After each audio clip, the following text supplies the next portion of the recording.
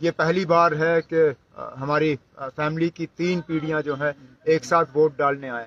2014 में वोट नहीं दे सका क्योंकि मैं अस्पताल में था इलाज में, मगर अल्लाह का शुक्र है कि आज पार्लियामेंट्री इलेक्शन में मैं आपके पास खड़ा हूँ। मगर अफसोस इस बात का भी है जहाँ ये कहते हैं कि कोई पत्थर नहीं चल रहा है, कोई वायलेंस नहीं है, कोई बाइकआउट नहीं है, वहाँ मैं आपसे कहना चाहता हूँ कि हर पार्टी के और खासकर हमारी पार्टी के वर्कर्स को, सीधा वर्कर्स, इन्होंने इन 2 दिनों में बंद कर रखा है। एक तरफ से कहते हैं कि इलेक्शन बहुत आज़ादी से हो रहा है, तो मुझे बताइए, मैं होम मिनिस्टर साहब से पूछना चाहता हूँ, प्राइम मिनिस्टर से पूछना चाहता हूँ, हमारे वर्कर्स को क्यों बंद किया? क्या वो डरते हैं कि वो हार जाएंगे? और वो जरूर हारेंगे, इंशाल्लाह हारेंगे।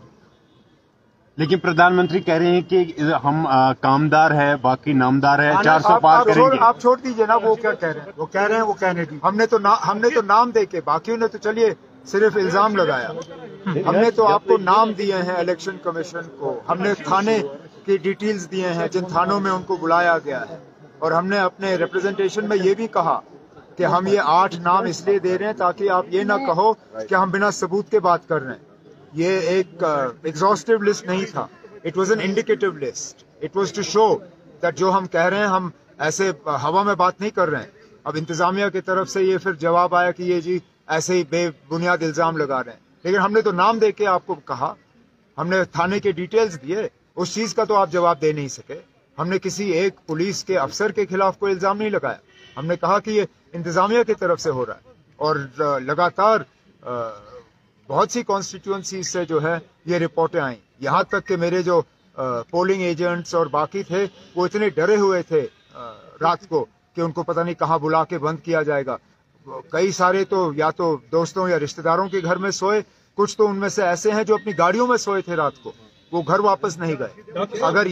अगर यही इनका आजादाना तरीका इलेक्शन है तो फिर ये अपने घर में रखें इसको। डॉक्टर साहब, आपका एक देना तजुर्बा है, ये चीज आपने पहले भी देखी है। जो कल नेशनल कॉन्फ्रेंस का एक स्टेटमेंट आया था, अगर इलेक्शन कराना ही नहीं था तो पहले ही क्लियर करते कि किनको जिताना है। यही तो मुसीबत है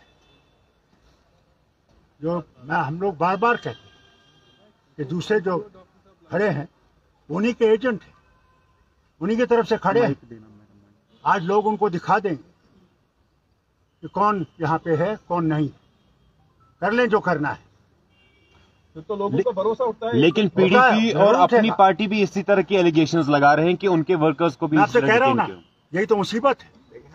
अपनी पार्टी की तरफ से इस तरह के इल्जाम लगाना तो मजाक की बात है, क्योंकि ये किया ही जा रहा है उनको फायदा पहुंचाने के लिए।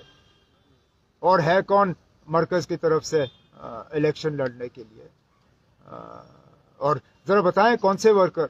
मैं फिर ये बात दोहराता हूं ना, हमने तो कम से कम आपको नाम दिए, थानों के डिटेल्स दिए, वो जरा बताएं कौन है और किस थाने में लिया गया। अब चलिए जो हुआ सो हुआ, रात गई बात गई, आज नया दिन है।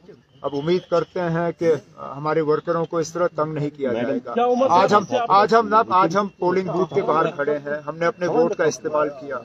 हमारे साथ 2 फर्स्ट टाइम वोटर हैं जो पहली मर्तबा वोट डाल रहे हैं। ये पहली बार है कि हमारी फैमिली की 3 पीढ़ियां जो हैं एक साथ वोट डालने आए। मैं यही उम्मीद करूंगा कि बाकी जगहों में भी इसी तरह अपने जमहूरी हक का जो है वोटर इस्तेमाल करें।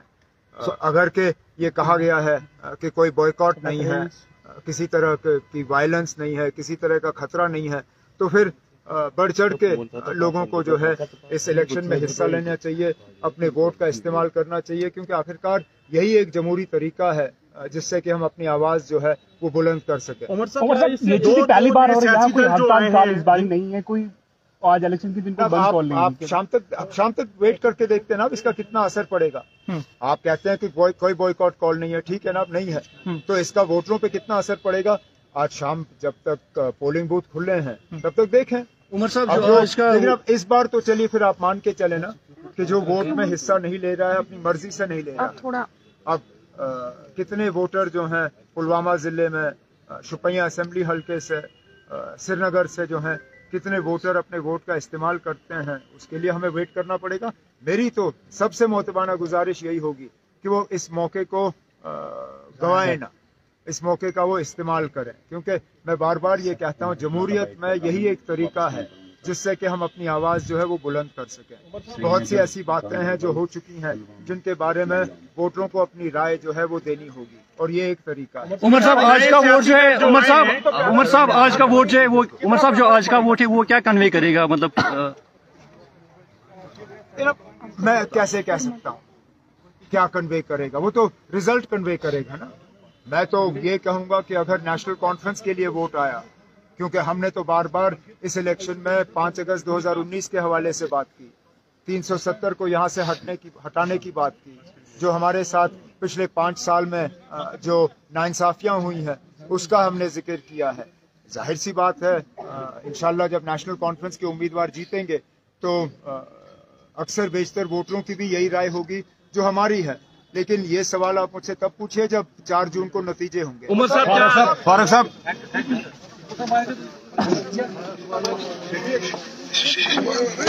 आपसे